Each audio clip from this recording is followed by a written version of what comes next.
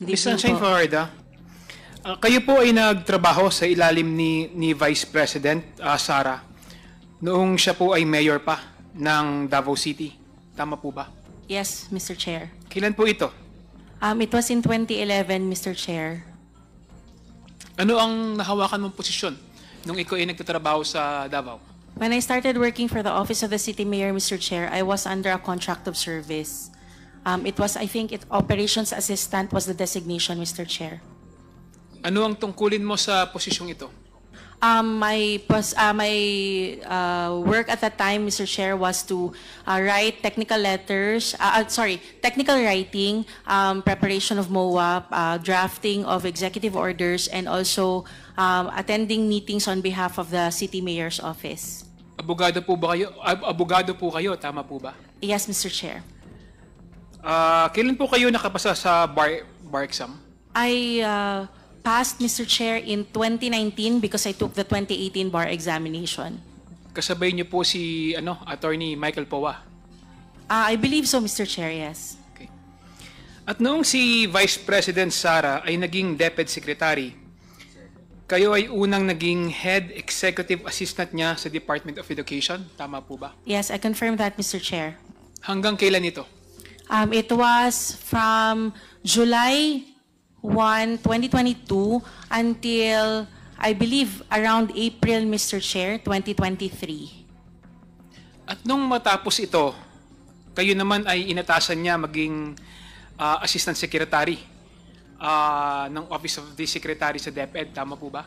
Yes, Mr. Chair, I was appointed by the President po as Assistant Secretary of the Office of the Secretary. Bilang ASEC, ano ang iyong tungkulin? I was in charge of the administration of the entire Office of the Secretary, Mr. Chair.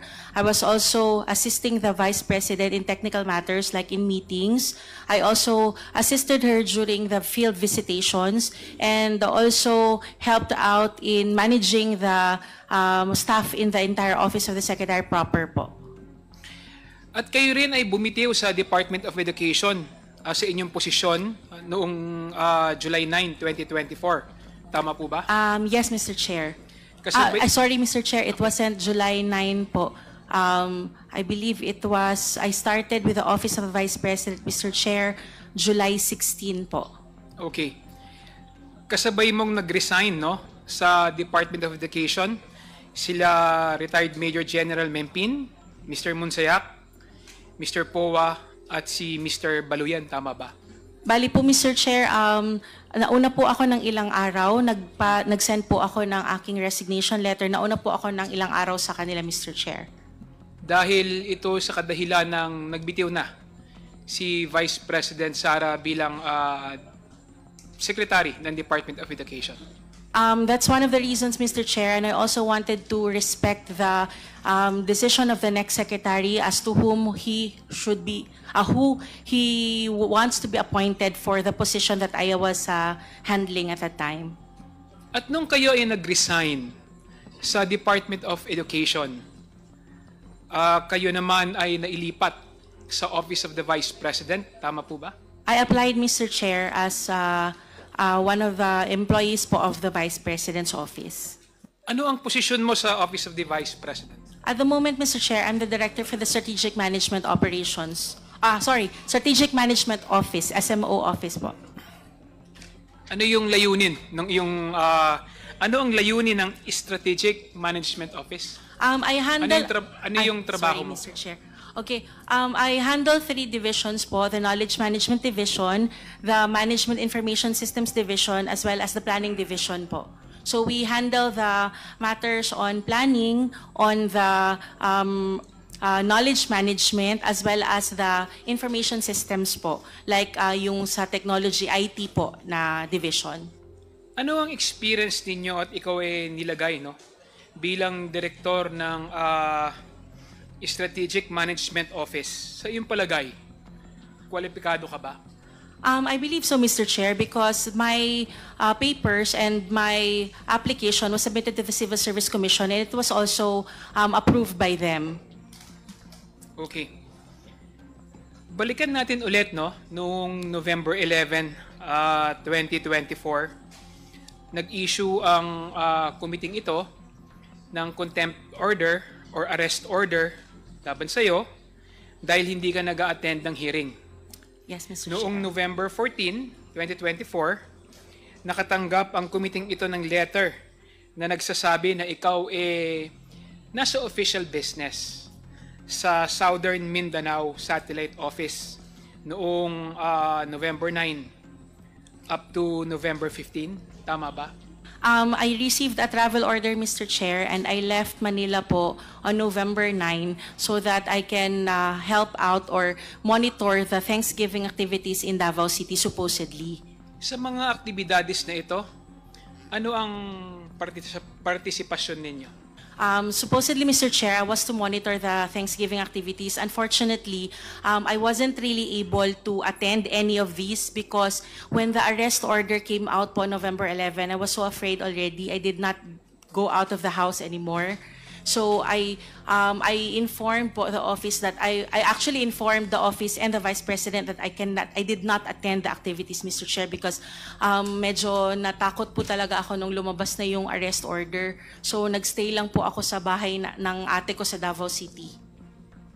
So hindi ka nag-participate sa ginawang activities ng OVP sa Southern Mindanao Satellite Office? Yes, Mr. Chair. I did not participate and due to fear po of being seen because of the arrest order, Mr. Chair. Kanino mo sinabi na nasa bahay ka lang o hindi ka nag-participate? I actually informed the Vice President, Mr. Chair, and I also texted Asek Lemuel, but I'm not sure if he received it because hindi rin ako naka-receive ng response at that time. Okay. Hindi ka nagpaalam kay Attorney Zuleika Lopez? Hindi po ako nagpaalam direct sa kanya because I was thinking, Mr. Chair, that she was still in the United States at the time. I did not know that she already went home or went back home. Okay. Kilala mo si Miss Zuleika Lopez? Yes, Mr. Chair. Gaano na kayo katagal magkakilala? When I started working for the Office of the City Mayor, Mr. Chair, in 2011, she was already the city administrator at that time. Siya ang chief of staff, no? At undersecretary ng OVP nung panahon kayo ay nagtatrabaho sa Department of Education. Tama ba? Yes, Mr. Chair.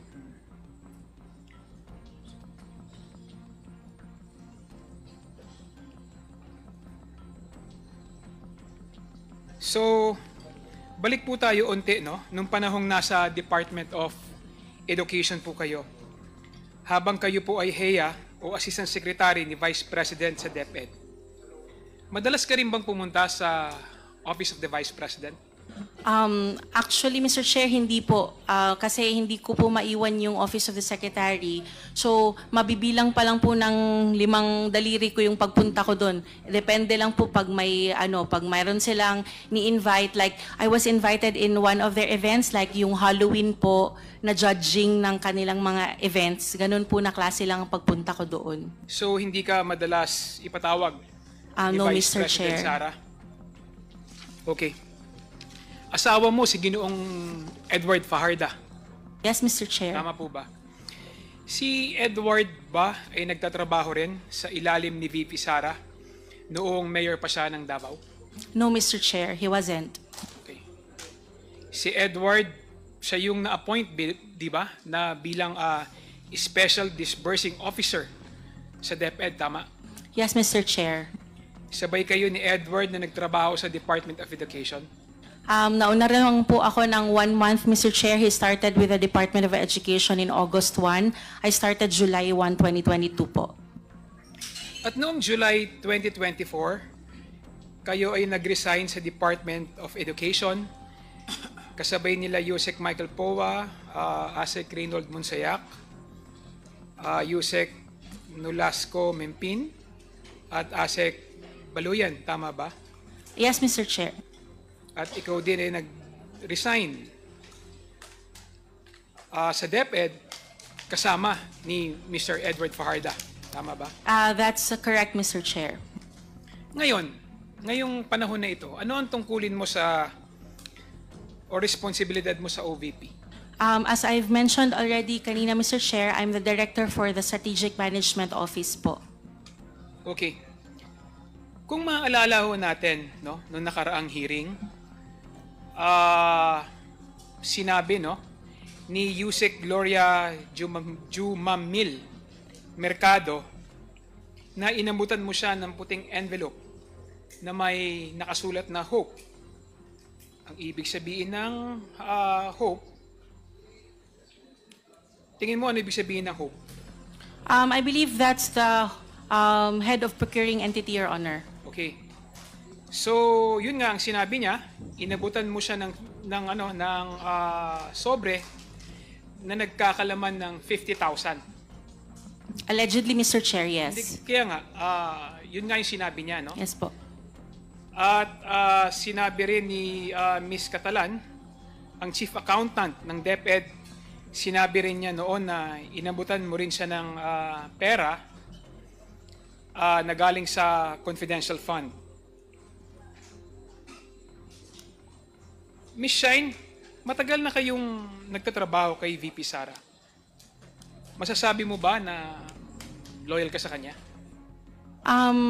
I am loyal, Mr. Chair, to anybody whom I'm working for because that's part of my job po as an employee. Siyempre, no? Siguro naman, dahil sa sobrang tagal nyo na magkakilala ni Vice President Sara Duterte,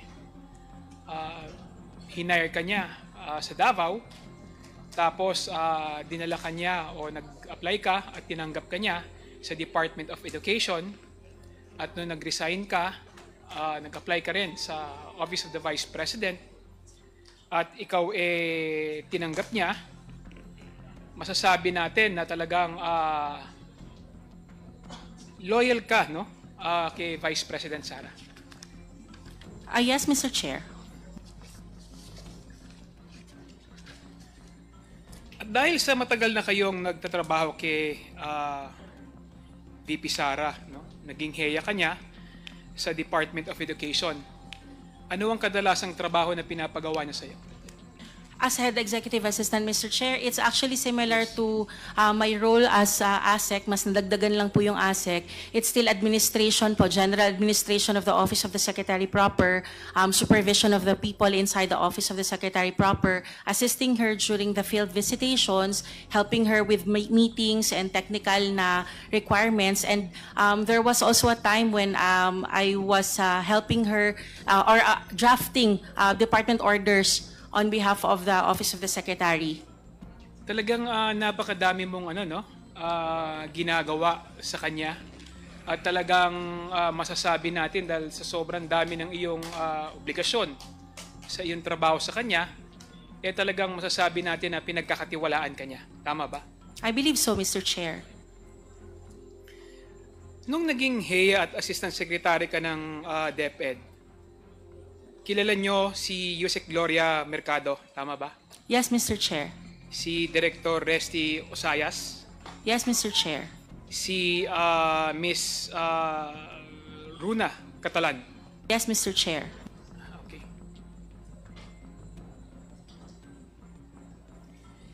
Now, balikan natin, no? Nung yung sinabi ni Yusek Gloria Mercado. Sinabi nila no nakaraang hearing, isiniwalat nila sa komiting ito na inabutan mo daw sila ng puting envelope na naglalaman, no, ng malaking pera. So dahil hindi ka nagpakita sa mga panahong ito, hindi ka nabigyan ng pagkakataon para sagutin, no, yung mga akusasyong ito. Totoo ba na inabutan mo sila ng sobre o nagsisinungaling silang tatlo? Respectfully, Mr. Chair, I would not want to answer that question. May I explain if I be allowed? In the previous hearings, Mr. Chair, there have been those allegations which insinuated that I committed these illegal acts. There were actually some crimes that were mentioned, and as such, if I'm going to answer those allegations, Mr. Chair, respectfully, I would want to answer them in a proper forum wherein I will be able to present my defenses based on the completeness of the said allegations, Mr. Chair. Hindi, tinatanong lang naman kita kung meron kang inabot o wala. It is answerable by yes or no. Kung wala, sabihin mo wala. Kung meron, sabihin mo meron. I will not answer, Mr. Chair, respectfully po. I already stated my reason for such.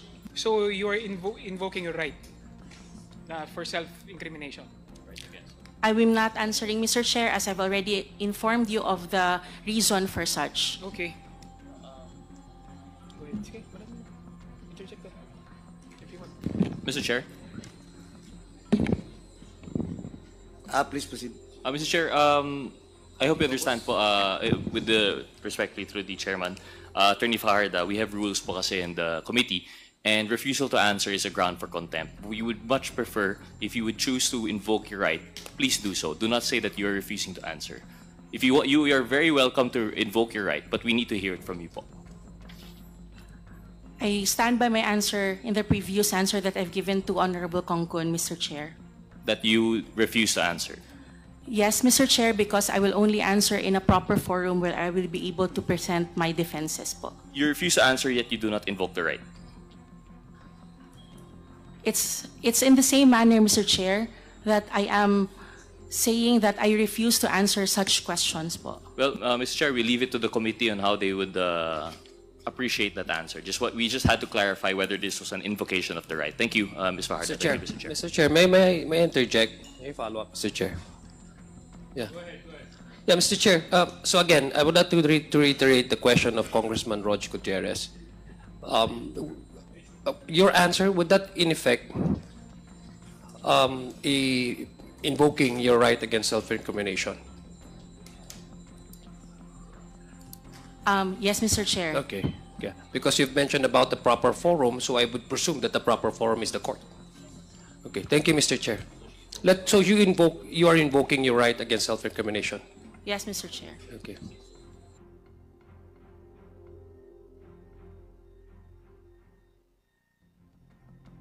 But Mr. Chair, but that does not mean that she is denying the allegation.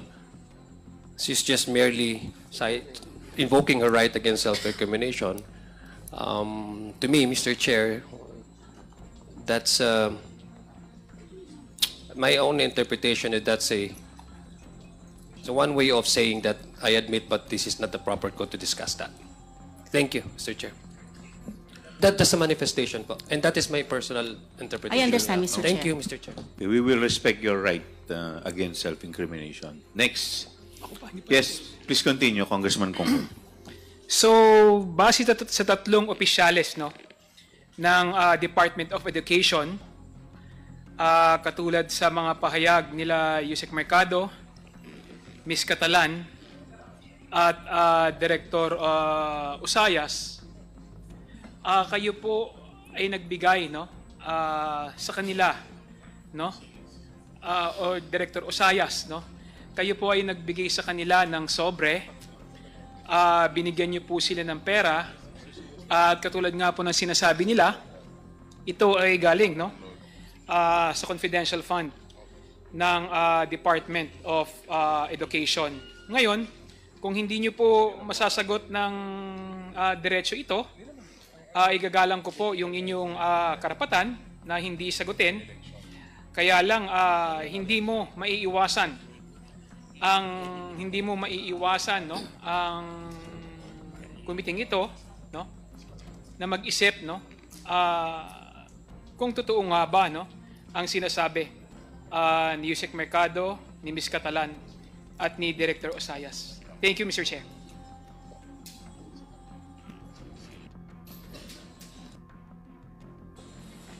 Thank you. The next to interpolate is Congressman Zia Alonto Adjong. Thank you, Mr. Chair. I'd like to be enlightened, and if you may, Ms. Fajarda, you walk me through on how the utilization of the confidential funds pertaining to the issuances of the disbursement liquidation report, the checks, and the disbursement vouchers, if you may. This is also in line with the attempt of this representation to really fully understand on how you comply with the joint circular. No? So you just walk me through. Ms. Fajarda, last hearing, Yusek Mercado says na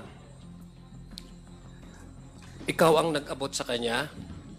Ikaw nag-abot sa kanya ng cheque na nagkakalaga ng 37.5 million. These are 3 checks, which amounts to 112.5 million in total. Para kanyang pirmahan yung releasing of the confidential funds ng DepEd noong 2023. Would you confirm that, Ms. Fajarda? That is false, Mr. Chair. I never gave any checks to Ms. Mercado, number one. And number two, Mr. Chair, I am not involved in any way in the utilization of the confidential funds. Respectfully, Mr. Chair. Okay, so you are saying that you never in any way secured the signatures of Ms. Yusek Mercado. Yes, Mr. Chair. I never Categorically. secured any of her signatures. So what you're saying is that Ms. Yusek Mercado is the one lying. Is that correct? I'm not also saying that, Mr. Chair. I wasn't really able to listen to what she said, but I did not give her any checks, nor did I request her to sign any checks. Okay. According to Ms. Mercado also,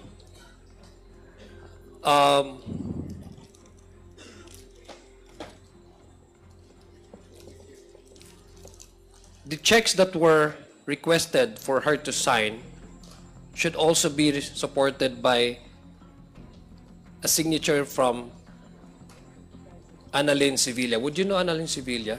Yes, Mr. Chair. She's under a secretary of the Department of Education. Okay.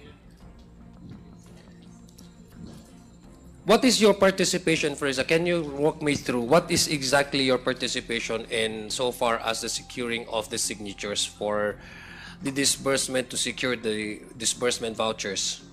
My participation, Mr. Chair, is ministerial in nature because our setup in the Office of the Secretary, since I am in charge of the admin work, is that the documents for signature of the Vice President goes through me, and then... Wait, yes. po, kasi para maintindihan ko po. Sige, can you please, ano?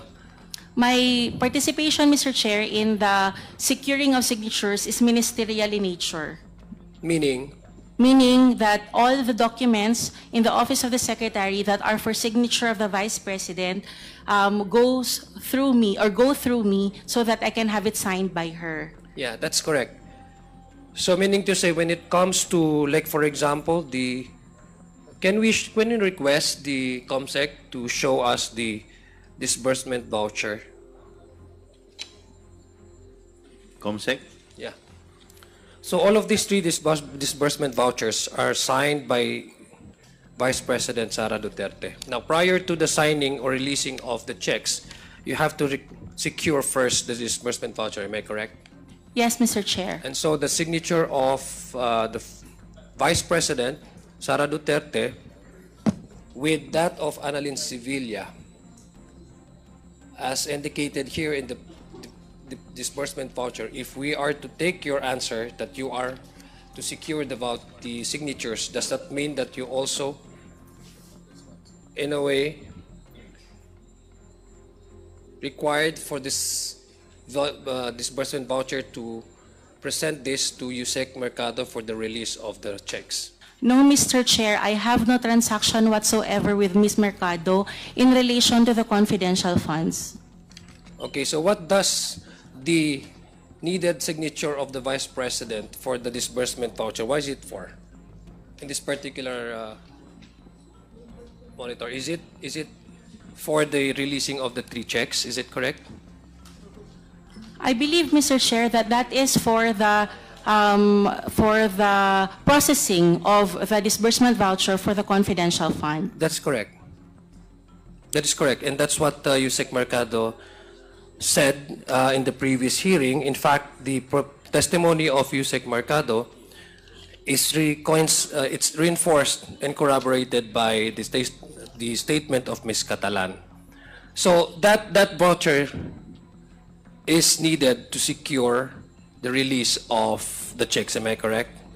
Yes, Mr. Chair, because it is routed to our office from the accounting office. So where do you give the vouchers after having all these signatures attached in this? Where do you go from here? After securing the signature of the Vice President, it has to be returned to the SDO, and then the SDO will be the one to return it to the accounting office. You mean to say SDO in this case is your husband? Yes, Mr. Chair. So it goes back to the SDO. Yes, because he's the one carrying the documents back to the accounting office. So your husband is the one going, so siya pupunta doon sa accounting office for the release of this. Yes, because he's the SDO, Mr. Chair. Okay. Would you confirm that all these 3 disbursement vouchers correspond to the 37.5 million pesos that were encashed by your husband, Mr. Fajarda? I do not have the copies of the 3 vouchers, Mr. Chair.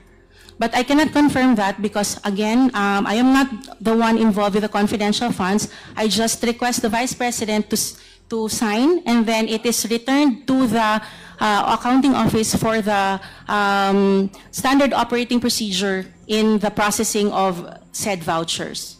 According to the testimony of Land Bank, nagkaroon po ng pirmahan. The checks that were released were signed by Yusek Mercado and Yusek Sevilla on February 20, 2023, April 19, 2023, and July 11, 2023. Would you confirm this, Ms. Sunshine? I cannot confirm that, Mr. Chair, because again, I am not involved in the confidential funds po. Okay, but could you at least your husband confirm these dates? Your Honor, hindi lang po ako sure dun sa exact date, but yan po yung month. Kayo po ba, Mr. Edward, ang payee sa mga cheque na ito? Yes, Your Honor. Okay. So you confirm that three checks ay 37 million, tatlo pong ni-release ito. Can we show that again?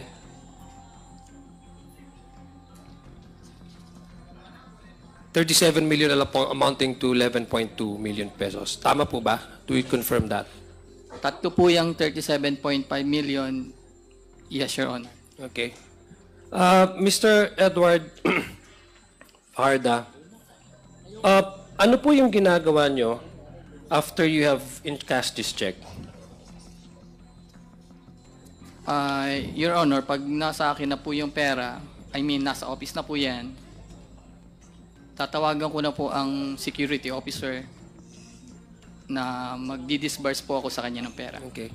But before the disbursement, let me go back to Ms. Fajarda. Who ordered you to secure the signature of the Vice President and for other signatures that you needed to affix on the disbursement voucher? I'm sorry, Mr. Chair, can you please repeat the question? Who gave you who ordered you, who told you to secure these signatures? Mr. Chair, it's part of my job. It's a ministerial... I know, but who told you that? I mean, I know it's part of your job, but I'm sure somebody has to tell you that we need to secure these checks, get the signatures for the disbursement voucher for the release of these checks. Who told you that? The accounting office, Mr. Chair, gives us the documents so that it will be signed with the secretary. Yeah, but who told the accounting office? May I ask the specific question, Mr. Chair, as to what you are pertaining to po? I'm trying to understand the confidential file. It cannot be released without the signature and the approval of the principal. Is it correct? That's the question, Yes, Mr. Chair. I want to Okay. understand precisely because what you're saying is your job is only technical, attending meetings. That these are your answers, no? When you were asked before, technical lang yung yung trabaho mo. And you're also in charge of attending the meetings. Mr. Chair, that was before in the City Mayor's office in 2011 po. Okay, but what is your job now in the office of the Department of Education? My job before in the Office of the Office of the Secretary in the Department of Education, in July 2022, Mr. Chair, I was the head executive assistant. In April of 2023, I became the Assistant Secretary of the Office of the Secretary. Okay, I want to understand, no, prior to the submission and the securing of the signatures and the vouchers, gusto ko lang po maintindihan, is it the accounting that is telling you na you need to secure the signatures? I believe, Mr. Chair, it's the SDO which already informs the accounting, because after he mentioned a while ago that there is a fiscal and financial plan. After that, he is the one who informs the accounting. Do you have that fiscal and financial plan with you? I do not have a copy of that Mr. Chair? document, Yeah, Mr. Chair. Thank you. Mr. Chair, may I request that we require the submission of this technical and Fiscal and financial plan. Fiscal and financial plan, Mr. Chair. That's a motion so that we can understand how the workings within your department when it's come to the utilization of the confidential funds. We want to understand that because Mr. Chair, it has already been submitted po, I believe. Can we ask the COMSEC if we can confirm that there is also already a submission of that?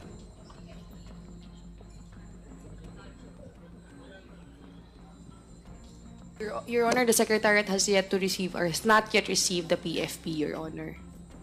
So, do you stand by with your answer that you have already submitted? I believe that it was already submitted by COA, Mr. Chair, because it is part of the submissions of the DepEd. Wala pa. Wala pa? COMSEC? None, Chair. What was submitted was part of the confidential funds, which was also submitted to the Committee on Appropriations, subject of a different subpoena to SESTECOM by this committee to the Commission on Audit.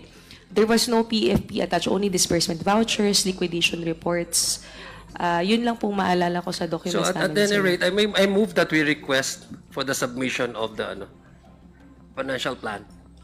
Physical and financial Mr. plan. Fajarda will submit, Mr. Chair, because he's the one handling the documents po for the confidential funds. I don't care who's going to submit it. We just require for your department to submit it to the committee, okay? Now, let me go back to Mr. Fajarda. Just want to understand. Tama po ba you in cash personally? Yes, Your Honor. O, kasi yun po yung sinabi ng Land Bank kanina. So, you are using duffel bags for the encashment of this 112 million pesos, no? 0.5. 37 po per quarter. 37.5. Per quarter, yeah. Opo. So, amounting to 112.5 million pesos. Yes, Your Honor. Yeah, that's correct. So, ano po yung ginagawa nyo dito before the releasing of these confidential funds or the distribution or the payment for rewards or whatever? What do you do with that? Do you directly use that and go to the areas where you do the payment? Or, Your Honor, hindi po. ano pong ginagawa nyo doon? Dinidisburse ko lang po yan sa security officer. Sino po yung security officer ninyo? Si Right away? Your Honor, tumatawag po ako sa kanya. Then magkikita po kami sa DepEd. Saan po kayo nagkikita doon sa DepEd? Sa DepEd po. Minsan po sa office po ng BPSPG. Minsan sa bar. Kung saan po safe. Pero sa DepEd lang po. Within the DepEd? Yes, Your Honor. Ano pong pangalan nila? Colonel Nolasco po. Dennis Nolasco. Colonel Dennis Nolasco po. Dennis Nolasco. So, hindi nyo ho siya dinadala sa office or din-deposit? Nasa office po siya pero hindi ko po din-deposit. Yeah, how big is your office pala? Yung office space? Malaki po, malaki. Hindi lang po kalakihan pero tama lang po. Okay. Let me go back to Ms. Fajarda. The previous hearing, Ms. Catalan also said to this committee that ikaw ang nag-request sa kanya ng mag-sign sa mga liquidation reports for the first, second, and third quarter ng 2023 pertaining to the confidential funds. Is this correct? Do you confirm this? No, Mr. Chair, I want to correct that. I did not request her to sign. What I said was prepare the documents because the SDO already has to sign it po. because Ms. Catalan, before she signs, I believe the SDO has to sign first, and then from the SDO, it's to the principal, and then Ms. Catalan. So they have to prepare the documents for the signature of the 3 signatories. Bakit kayo po yung nagre-request sa kanya? Hindi ho ba dapat si Mr. Fajarda, because you're the payee, and you're the one who's supposed to, who knows how you Sa akin have po yung utilized, yeah? Bakit si Miss Sunshine yung nagre-request kay kay Miss Catalan instead of you? Because you're the one who encashed the amount, and you're supposed to be the one to know on how exactly these funds are being spent. Actually, Your Honor, pag nagperma na po ako sa liquidation, ibibigay ko po kay Asek Shine. Siya po kasi ang magpapaperma sa head of the agency. Ano po? Pag napermahan ko na po yung liquidation, ibigay ko po sa kanya para papermahin po niya kay BP Sara. So everything goes to Miss Fajarda. Basta po kay BP na ang peperma, sa kanya po muna dumadaan. Okay. Miss Fajarda, do you ask Miss Catalan to sign the liquidation report without even providing her any attachment? The SDO will be the one to answer that, Your Honor. No, because that's what Ms. Catalan said in the previous hearing, that you require her to sign the liquidation report without even showing her any acknowledgement receipts. Acknowledgement receipts, yes, that's correct. I'm going to correct that again, Your Honor. I did not request her to sign. What we requested was for the papers to be prepared already, but not for her to sign anything, Your Honor. Yeah, but if she does not sign, what will happen, di ba? Hindi magpo-push through yung liquidation report, is it correct? Yes, Your Honor. Yeah, but it's, that's why- it's the SDO, Your Honor, which actually explains the accounting on how but the according liquidation to- report yes, is to be I know, but accomplished. supposedly dapat siya. But according to Ms. Catalan, you're the one who goes to her office and then asks her to sign without even showing her acknowledgement receipts. Is that correct? No, it's not correct, Your Honor. Again, I'm going to correct that. I did not ask her to sign. We just request for the documents to be prepared, all the documents for the attachment of the liquidation. So you have nothing to do with securing the signatures of Ms. Catalan? Is that what you're saying? Yes, Your Honor. You have nothing to do with it? Yes, Your Honor. Okay. Miss Fajarda, di ba dapat ikaw yung nagsasubmit ng liquidation report? Kasi you're the payee. Your Honor, nagsasubmit Nagsasubmit ng liquidation, preparing for the liquidation report. kanino, I mean, For the liquidation report of the confidential funds. you mean sa COA po? Yeah? Ang Prior to that, for the securing of the signatures, hindi ba, what is your participation? Kasi ang sabi ni Ms. Catalan dito, gusto kong pabangga yung testimony ni Ms. Catalan for us to really understand, no? Kasi mukhang within the workings of your office, parang somebody is lying. Yusek Mercado says na you are asking her to sign the checks corroborated with Ms. Catalan, saying that Ms. Sunshine Fajarda is the one requiring Ms. Catalan to sign the signatures. Even you gave her that envelope. Yung sinasabi nilang white amount, may mga amounts naka-enclose doon sa mga envelope. So, I'm just trying to understand your participation, Ms. Sunshine, no, Fajarda. Gusto ko lang maintindihan. Supposedly, dapat, yung asawa mo, as the payee, will be the one to ask Ms. Catalan to sign the liquidation report. Kasi siya nga po yung payee and he's the one more knowledgeable on how these funds are being spent. Now, gusto kong malaman yon. Is it you or is Mr. Fajarda? Your Honor, ganito po kasi yan. Kapag nagpirma na po ako sa liquidation report, ibigay ko po kay Sunshine, and then siya po kasi ang magpapaperma kay BP Sara. Ano po? Siya po ang magpapasign kay BP Sara. Basta po, ang paperma na po ay si BP Sara, dadaan po muna sa kanya. Si Miss Sunshine. Opo, sa kanya po ang papers. Mr. Chair, maybe perhaps in the next committee hearing, I would pursue a request asking questions once we have the financial plan, fiscal plan, covering Physical and physical and financial financial plan, covering the confidential funds, because it will give us more information and knowledge on how the workings within that your department, and so far as the securing of signatures, releasing of disbursement vouchers, and ultimately the releasing of these checks. I have trouble, Mr. Chair, understanding which role, task are given to between the couple, Miss Sunshine and Mr. Fajarda.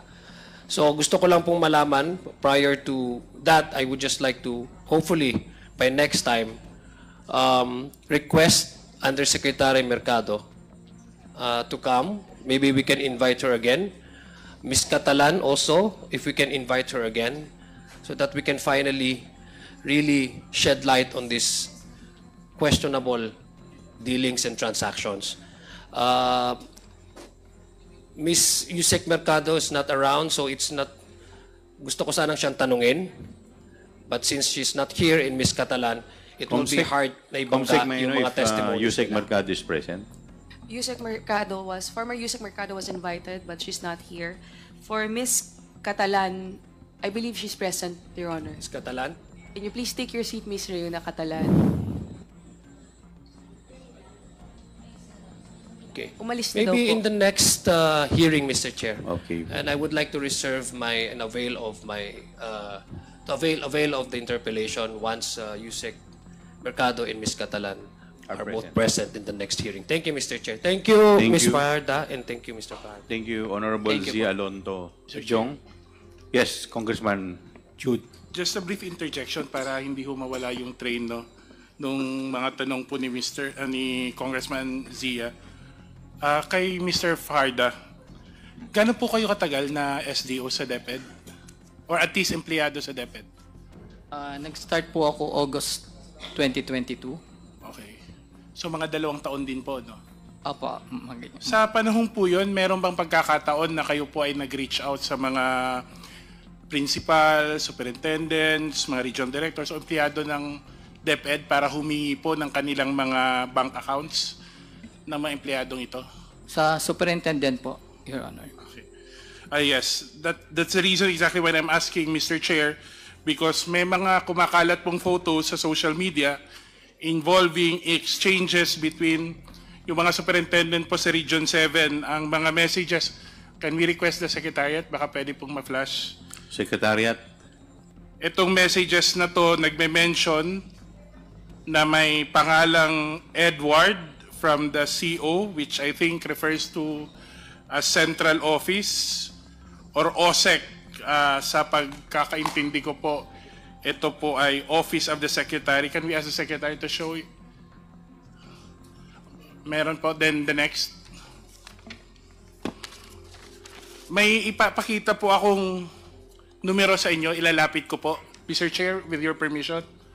Just for him to Please. confirm.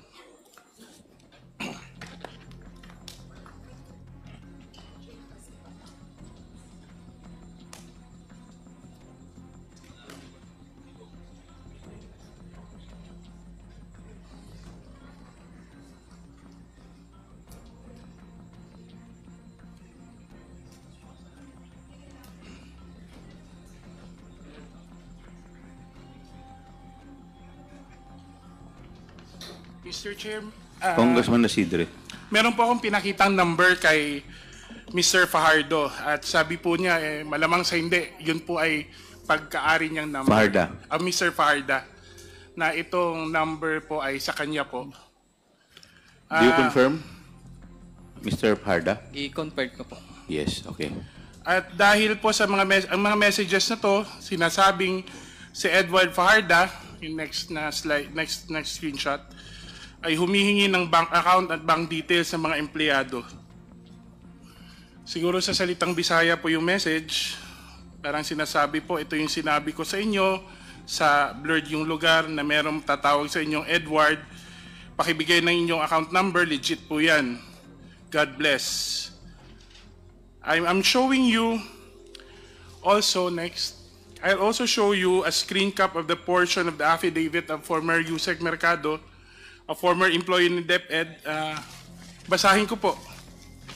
Number 5. Although the exact date evades recollection, sometime during the course of my tenure with the DepEd, a member of my staff informed me that an inquiry was made by one of our officers in the field that Mr. Fajarda had made inquiries about the bank accounts of several individuals, and if divulging such information to Mr. Fajarda was permitted. My office confirmed that it was upon the instruction of the Office of the Secretary. Evidently, it would appear that regional directors and other employees on the field would also receive sums on top of the regular salaries. So, Mr. Fajarda, bakit po kayo humingi ng mga bank details nila? Mr. Chair, ang nakalagay po kasi dito ay regional directors. Pero ang sinasabi niyo po, sino po yung hiningan niyo? Superintendent po. Superintendent Whether po. superintendents po or regional directors, bakit po kailangan humingi ng personal bank details? Actually po, I was instructed by VP Sara. Nag-base po sa instruction ni VP Sara. Yes, Nagpapadala po ba kayo ng pera sa mga accounts na to? May napadalhan po ako pero hindi po, I mean hindi siya lahat. Hindi lahat ng superintendents. Yes, Your Honor. Paano po pinipili kung sinong padadalan at hindi padadalan? Sa pagkakaalam ko po, yung pong nagbigay ng mga account numbers, kasi during po kasi sa pag-iikot ni VP Sara, nakita po niyo doon na yung pong superintendent gumagastos po ng sariling pera nila sa kanilang office field work po nila. Pero Mr. Fajarda, kung titignan mo sa screenshot, yung lahat po ng superintendent sa Region 7 ay inyo pong kinontak at hiningan. Ibig sabihin silang lahat to na bigyan? Your Honor, actually hindi ko kilala lahat ng superintendent. I'm not sure kung, basta ang alam ko lang po hindi po lahat. So, granted no, kung ano yung sinabi, yung reply mo. Ang tanong ko po, pag nagpapadala po kayo ng pera dito, personal account yung pong ginagamit or official account ng DepEd? I mean, account number po nila. Account number nila.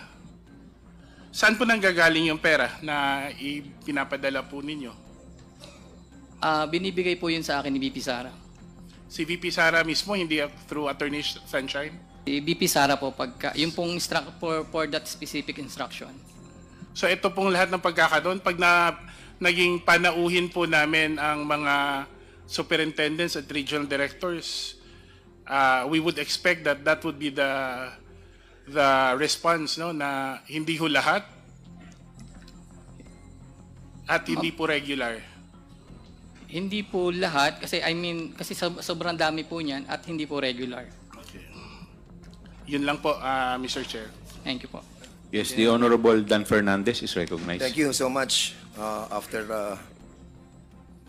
10 hours.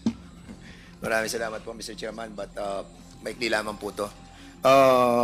Since wala naman, tatlo lang yung taong nakakaalam ng confidential funds. Si BP Sara, si Mr. Ortonio, saka si Gina Acosta. Since wala na si Gina Acosta, wala na rin si BP Sara, ikaw na lang, Mr. Ortonio, ang natitira dito. Kaya ikaw na lang tatanungin ko. According kay Attorney Lopez, Mr. Ortonio, people who should be asked about confidential funds ay ikaw at si Gina Acosta. Is this correct?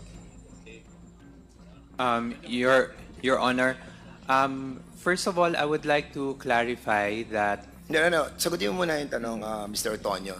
Kasi sinabi ni Attorney Lopez that the people that should be asked about confidential funds ay ikaw, Gina Acosta, and the Vice President. Is this correct? In terms of the information on the confidential funds, I'm not privy to all the information pertaining No, we're to... talking about the confidential funds. Confidential funds lamang po ang pinag-uusapan natin, and it was manifested by Attorney Lopez under oath that the person that is responsible for confidential funds ay ikaw, si Gina Acosta, and the Vice President herself. So you are now under oath. Would you confirm the statement of Attorney Lopez? Okay. Yes, yun na naman tinatanong ko lang kung tama yung sinabi ni Attorney Lopez. Kung kayong tatlo nakakaalam sa confidential funds, tama ba sinabi ni Attorney Lopez? Yes or no po? I mean, napakasimple tinatanong ko, tama po ba yung sinasabi ni Attorney Lopez? No, Your Honor, because So, I am not... so wait, kung no ang sagot po ninyo, hindi lamang kayo nakakaalam tungkol sa confidential funds. No, Your Honor, I am not privy to the information or activities in the use of the confidential activities. However, I do know some information because in the drafting of the replies to the AOMs that the Office of the Vice President received, I got information from the Special Disbursing Officer and the security officer. That's the only extent of information that I know pertaining to the confidential funds. So in other words, partly, the totality of the confidential funds, alam mo. But the Partially. totality of it, not. Yes, that's correct, Your Honor. Okay. So, binanggit din dito ni Attorney Lopez sa last hearing na yung approach ni Vice President is compartmentalized. No? Yun yung approach niya. At sinasabi niya nga dito, and because of this procedure, which was also used by Attorney Poa in the DepEd, that's the reason why si Attorney Lopez was not consulted one way or the other pagdating po doon sa confidential funds. Mr. Antonio, ikaw yung the only person who accompanied sa land bank ni Ms. Acosta. Is this correct? That's correct. But a while ago, you changed your testimony na meron na kayong kasama na dalawang military guy. Am I correct? Yes, VPSPG guard to accompany us, but it was only me and Yes. Ms. Gina Acosta who And entrusted. bilang Chief of Staff, no, Assistant, COS, you work directly under the office of Attorney Lopez. Correct? That's correct, Your Honor. Alright. So lumalabas dito na kung walang kinalaman si Attorney Lopez sa confidential funds when he delivered this in the last hearing. So basically, may kinalaman ikaw, si Acosta, and the Vice President. Your Honor, I would No, like what to... I'm trying to say is that partly you know about the confidential funds, right? Again, Your Honor, I only know of the confidential funds because I was the one who drafted the replies to the AOM. Yes, correct. But prior... Mr. Antonio, that is precisely what I'm trying to point out. That partly you know about the confidential funds. That's And in accordance with what was delivered by Attorney Lopez, lumalabas that wala siyang alam at ang nakakaalam partly of the confidential funds, ikaw, Gina Acosta, and the President, and the Vice President. Tama? Again, Your Honor, I would like to qualify my answer. Yes, I partially know about information on the confidential funds, but only because I drafted the replies to the AOMs. Prior to the AOMs, I do not know of the activities that where the confidential funds were used. Yes, I understand that Mr. Antonio. Now, nung pumunta po kayo ng land bank, no, at inangkas niyo po yung pera together with Gina Acosta, alam po ba to ni Attorney Lopez? I'm not sure if Ms. Acosta mentioned this to... But you are the Assistant Chief of Staff. Yes. And this is your responsibility to tell your boss that I'm going to encash a 125 million confidential funds. So, alam ba to ng COS ni BP? I did not mention this one to... So wala siyang alam. As far as I know, Your Honor. So she hindi does not. alam ni Lopez, ni Zoraika, that you're going to withdraw 125 million. Personally, Your Honor, I did not mention it to her. Bakit hindi mo sinabi? Because the role of having to encash the check, Your Honor, is with the SDO.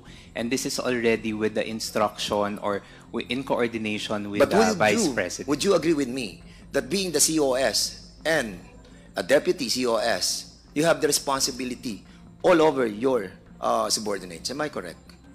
Di ba, ako chief of staff eh. Ako responsible sa boss ko eh. Now you're going to withdraw 125 million without you telling the chief of staff? Again, Your Honor, I did not inform Miss Attorney Lopez during that time. Talaga hindi nyo in-inform or itinatago nyo lamang si Attorney Lopez? Again, Your Honor, Wala bang information o wala bang direction o wala bang directive to protect the COS at all cost? No, Your Honor. No. Okay. So, nung pumunta kayo sa Land Bank, hindi niya alam at hindi kayo hinanap ni Attorney Lopez kung bakit kayo wala sa opisina. At walang malay at walang pakialam si Zoraika kung bakit wala kayo sa opisina. And when the 125 million were brought doon sa opisina, wala pa rin alam si COS. Is that what you're trying to imply to this representation? That I cannot answer, Your Honor, but again, as mentioned earlier, during that day when we encashed the money, I did not mention it to... So talagang paninindigan nyo na si Attorney Lopez ay walang kinalaman doon sa 125 million? As far confidential funds. As far as I know, Your Honor, I believe she is not aware of... At wala siyang alam. Kasi yun sinasabi niya, wala siyang alam sa confidential funds. Lahat. Di ba? Correct?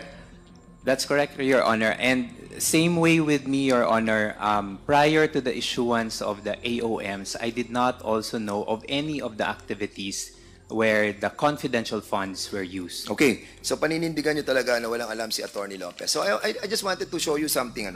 Ito po ay no September 4, 2023, hearing sa Senate Committee on Finance with regard to the OPP's proposed budget for 2024. Panoodin lang po natin yung clip. In this particular segment, the Vice President Duterte was asked by Senator Risa Hontiveros about the confidential funds. Para makita po natin kung may alam po ba talaga si Attorney Lopez o wala doon sa confidential funds.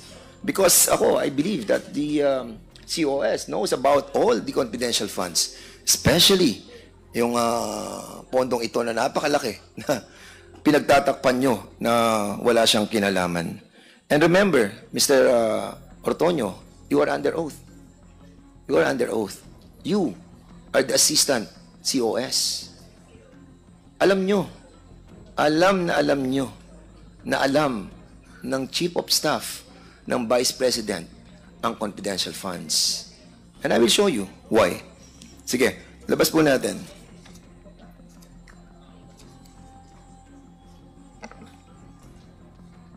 Ang mga activities po na ito enumerated sa joint circular ay gagastusan ng confidential funds ng office nyo, Mr. Chair. Mr. Chair, Your Honor, it varies.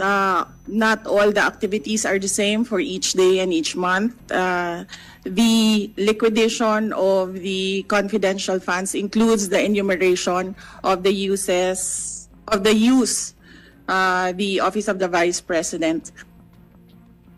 The confidential funds report, the joint memorandum circular requires the confidential fund report submission to the Office of the Vice President, the Senate President, the Speaker of the House of Representatives, and the Commission on Audit. And we submitted the list of activities to these offices. Thank you, Madam VP. Mr. Chair, I'll get to the liquidation end report also later. So just to clarify, Madam VP, since confidential funds refer to those agencies related to surveillance activities undertaken by civilian government agencies, ibig po bang sabihin na yung opisina ninyo will be gathering intelligence on certain subjects or entities in support sa inyong mandates o mga operasyon, Mr. Chair? Mr. Chair, Your Honor, that is correct. As an example, we did surveillance of complaints from constituents in Bulacan with regard to the selling of OVP assistance and the selling of Tupad projects in Bulacan. And there was a surveillance operation that was run by the VP SPG for about a month. And we were able to apprehend the person, and we were able to successfully prosecute the case, and that person went to jail for ilang months? 6 months. For 6 months. So that is an example of the surveillance activities that is conducted by the VP SPG for the projects and activities of the Office of the Vice If you President. will notice in here, in Bulacan.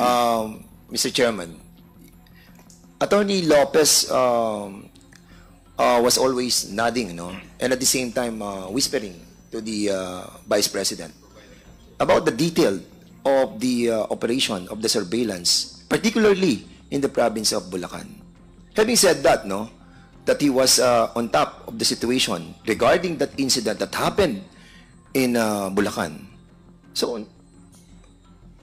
So much to say that alam din niya ang lahat ng detalye noong confidential funds. Now, tell me, Mr. Ortonio, walang alam si Attorney Lopez sa confidential funds? Your Honor, if I may be allowed na to explain, I think... Then, sagutin mo muna, then I will allow you to explain it. May alam ba si Attorney Lopez about the confidential funds? Having seen, yung kanilang investigation doon sa Senate about an incident, a detailed incident about the operation of the confidential funds in Bulacan, particularly. And that guy, Mr. Baloro, as si Mr. Baloro, you were always nodding about the pronouncement of the Vice President. So may alam sila di ba? Now tell me, may alam ba si Attorney Lopez? Yes or no? And then I will allow you to explain. Your Honor, I cannot answer if Attorney Lopez knows of the activities where the confidential funds are being used. You have seen, Mr. Ortonio, you have seen that video, di ba? Yes. The video will not lie.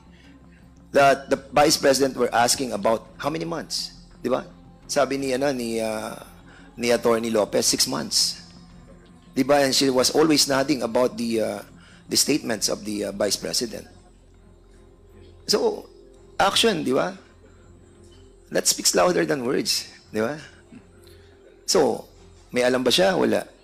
Again, Your Honor... Based on what you have seen. Again, Your Honor... Based on what you have seen. Again, Your Honor... Meron ba siyang alam sa confidential fund? Particularly on that issue? Again, Your Honor, as far as I know, she does not know of any activities as she has mentioned. Okay, you're trying to be evasive, Mr. Ortonio. You're trying to be evasive. We are warning you. Again, Your Honor, can I give you a little bit of context on the video that was shown? Can I, Mr. Chair? Sige, go ahead. Please continue. Yes. The matter that was shared earlier, the one kung saan na merong clip na pinakita during the Senate hearing, that case was actually reported to the office that we received that there was an incident where a person was pretending to be from the office of the Vice President and nangihingi ng pera sa mga recipients, and it was reported, and we were able to share it with the VPSPG, and they were able to conduct surveillance and monitoring activities. That's the context of the clip that was shown. However, as to whether the confidential funds were used for that activities, again, I cannot answer for that, or I cannot answer if Attorney Lopez knows if that certain incident used confidential funds for the monitoring and surveillance of such incident.